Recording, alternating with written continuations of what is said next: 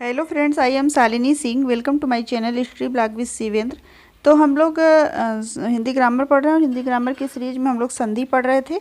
और संधि में हमने स्वर संधि पढ़ा, व्यंजन संधि पढ़ा और आज के लेक्चर में हम लोग विसर्ग संधि पढ़ेंगे।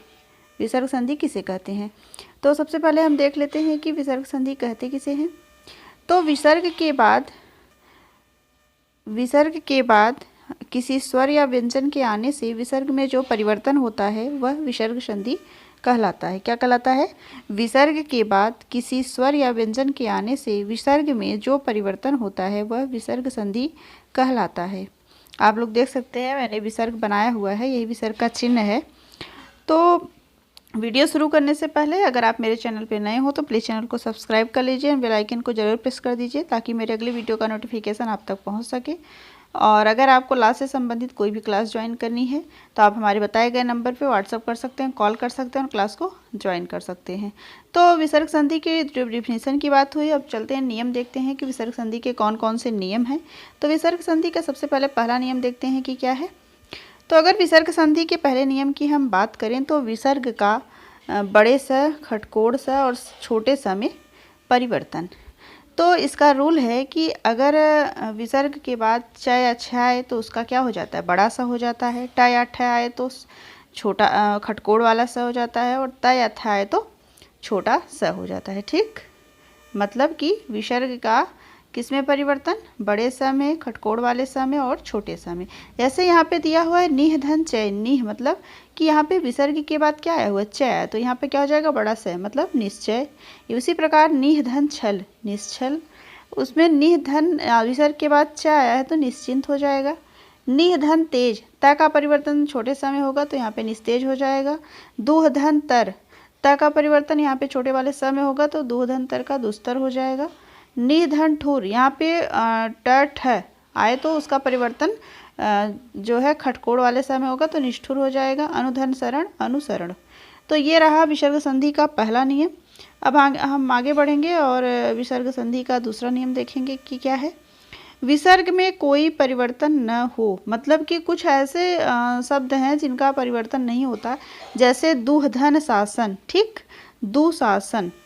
उसी प्रकार दुहधन साहस तो दुसाहस हो जाएगा। उसी प्रकार निहधन संकोच मतलब निसंकोच। निहधन संग, निसंग, मतलब कि विसर्ग के बाद यहाँ पे क्या आया हुआ है? बड़ा सा है, छोटा सा है, तो इन सब में कोई परिवर्तन नहीं होता है। तो ये आप लोग याद रखिएगा, ये विसर्ग संधि के कुछ एग्जाम्पल थे। चल आगे बढ़ते हैं कि थोड़ा सा नोट में देख लेते हैं कुछ विसर्ग संधि के। तो विसर्ग यहाँ पे दिया हुआ है, विसर्ग के बाद यदि क, ख अथवा प, फ व्यंजन आए तो विसर्ग में कोई परिवर्तन नहीं होता। जैसे वहाँ पे आपने देखा छोटा सा और बड़ा सा आया तो कोई परिवर्तन नहीं हुआ। उसी प्रकार यहाँ भी विसर्ग यहाँ पे दिया रजह, रज के बाद विसर्ग है, रजह के बाद कड़, मतलब विसर्ग के बाद क या ख आए अथवा प या फ आए तो विसर्ग में कोई परिवर्तन नहीं होता। रजह धन कड़ बराबर रजह कड़। इसी प्रकार जो है यहाँ पे दिया हुआ है पय धन पान, यहाँ पे हो जाएगा पयः पान। उसी प्रकार अंत धन करण का अंतःकरण हो जाएगा। प्रातः धन काल का प्रातः काल हो जाएगा। दुख धन ख, दूह धन ख का हो जाएगा दुख। तो विसर्ग संधि में अगर क या ख या प या फ के बाद विसर्ग के बाद आपका क ख आए या प फ आए तो कोई परिवर्तन नहीं होता। नेक्स्ट हमारा रूल है, यदि विसर्ग के पहले ई ऊ स्वर हो तो विसर्ग का क्या हो जाता है? खटकोड़ वाला स हो जाता है। जैसे यहाँ पे एक शब्द दिया है, मतलब कि अगर ई या ऊ है तो सबसे पहले देख लेते हैं विसर्ग से पहले, मतलब यहाँ पे आप लिख दीजिए नी। नी मतलब कि विसर्ग के पहले क्या आया हुआ है? ई आया हुआ है, तो उसका क्या हो जाएगा? खटकोड़ वाला सा, तो नी धन कपट निष्कपट। उसी प्रकार दू, ऊ आया हुआ है तो यहाँ पे दू धन कर दुष्कर हो जाएगा। चतुह धन पाद चतुष्पाद हो जाएगा। यहाँ भी ऊ आया हुआ है। निह में छोटी ई आई हुई धन कलंक निष्कलंक हो जाएगा। निह धन फल, यहाँ पे बड़ी छोटी ई आई हो तो यहाँ पे क्या हो जाएगा? निष्फल हो जाएगा। ठीक, तो विसर्ग संधि की अब हम तीसरा नियम देखेंगे।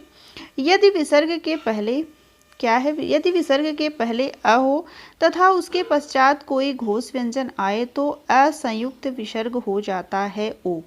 ठीक, मतलब घोष मतलब क्या? किसी भी वर्ग का तीसरा, चौथा, पांचवा, किसी भी वर्ग का, क वर्ग का हो, ख वर्ग का हो, ग वर्ग का हो, आपका प वर्ग हो, त वर्ग हो, उसका अगर तीसरा, चौथा, पांचवा, ठीक, यदि विसर्ग के पहले अ हो तथा उसके बाद कोई घोष व्यंजन आए तो असंयुक्त विसर्ग हो जाता है ओ। ठीक, तो वहाँ पे अ का क्या हो जाएगा, ओ हो जाएगा। तो आप देख सकते हैं कि यहाँ पे तीसरा, चौथा, जैसे यहाँ पे ग है, ठीक, यहाँ पे अध विसर्ग के पहले अ हो, अध, ठीक, आ रहा है, पय आ रहा है, सर आ रहा, पय में भी आ रहा है। उसके बाद आपका विसर्ग है और विसर्ग के बाद आपका देख लीजिए ये ग भी आपका क्या है, घोष है, द भी है, ज भी है, ध भी है, ये सब क्या है, ये सब घोष व्यंजन हैं। तो घोष व्यंजन आप समझ गए कि किसी भी वर्ड का तीसरा, चौथा, पांचवा, जैसे कि क, ख, ग, घ, अंग है दिया हुआ है तो क, ख को छोड़ देंगे, ग, घ, अंग, उसी प्रकार च, छ छोड़ देंगे, ज, झ, ये सब क्या है, घोष व्यंजन है। तो इसीलिए हो जाएगा अध धनगति का अधोगति, पय धन द का पयोद, यहाँ पे क्या हो गया, ओ हो जाएगा, आ का क्या हो जाएगा, ओ, सर धन ज का सरोज, पय धन धर का पयोदर, ठीक। उसी प्रकार आपका हो जाएगा मनोरथ का मनः धन रथ, यशः धन दा का यशोदा। उसी प्रकार नेक्स्ट हमारा रूल है आ या आ के बाद कोई भी स्वर आए तो क्या हो जाता है, र हो जाता है। आ या आ के बाद कोई स्वर आए तो उसका क्या हो जाता है, र हो जाता है। तो इसके भी एग्जाम्पल हम देख लेते हैं कि क्या क्या है। तो अगर हम एग्जाम्पल की बात करें कि आ या आ के बाद कोई भी स्वर आए तो क्या हो जाता है, जैसे यहाँ पे दूह धन भाग्य, तो उसका क्या हो जाएगा, दुर्भाग्य, ठीक। क्या दिया है नियम, यहाँ पे आ या आ के बाद कोई भी स्वर हो तो र हो जाता है। तो यहाँ पे आप देख सकते हैं कि दूह धन भाग्य, तो क्या हो जाएगा, दुर्भाग्य। आ या आ के स्थान पर के बाद कोई भी स्वर आए, आ या आ के साथ कोई भी स्वर आए, जैसे निह धन जर, ठीक, यहाँ पे आया हुआ है निह धन जर, तो क्या हो जाएगा, निर्जर। दो धन गुड़, तो दुर्गुण हो जाएगा। उसी प्रकार निह धन उपाय, निह आया इसके बाद ऊ आया तो क्या हो जाएगा, निरुपाय। उसी प्रकार आपका निह धन अर्थक का निरर्थक हो जाएगा। और इसके बाद आपका दुह धन गम का दुर्गम, निह धन अर्थक का निरर्थक, ठीक। अब हम विसर्ग संधि का नेक्स्ट रूल देखेंगे कि क्या है। तो नेक्स्ट रूल की अगर हम बात करें तो यदि विसर्ग के आगे र व्यंजन हो तो विसर्ग का लोप हो जाता है और उसके पहले हर्ष स्वर का दीर्घ हो जाता है। जैसे यहाँ पे नी के साथ क्या है, मतलब कि आर व्यंजन हो किसी विसर्ग के आगे, विसर्ग यहाँ पे दिया हुआ उसके आगे आपका आर व्यंजन हो और विसर्ग का लोप हो जाता है, उसके पहले हर्ष स्वर दीर्घ, मतलब यहाँ पे छोटी ई से नी लगा हुआ है तो वहाँ पे क्या हो जाएगा, बड़ी हो जाएगा। जैसे यहाँ पे दिया हुआ है निह धन रोग तो निरोग। उसी प्रकार निह धन रस का नीरस, निह धन रच का नीरज, ठीक। ये आपका चौथा नियम था। और आगे बढ़ते हैं हम, नेक्स्ट देखते हैं क्या है। कुछ शब्दों में विसर्ग का स हो जाता है, ठीक, विसर्ग के बाद स हो जाता है। जैसे यहाँ पे दिया हुआ है नमः धनकार, क्या हो जाएगा, नमस्कार। पुरह धनकार, पुरस्कार। भादन कर, भाष्यकर, ठीक। यहाँ पे विसर्ग के स्थान पे क्या हो गया है, छोटा स हो गया है, ठीक। तो इस तरह से आपका 4 नियम थे इसके, आपने सबको बारी बारी से देखा। तो इस तरह से आपकी संधि आज खत्म हो गई। हमने स्वर संधि पढ़ा, व्यंजन संधि पढ़ा और आज हमने विसर्ग संधि भी पढ़ा दिया। कुछ ज़्यादा नहीं है, एक बार अगर आप अच्छे से देख लेंगे तो इसको कर लेंगे। और रही बात पेपर की, तो एक बार हिंदी कंप्लीट हो जाती है तो प्रीवियस ईयर पेपर सॉल्व करवा देंगे आपको।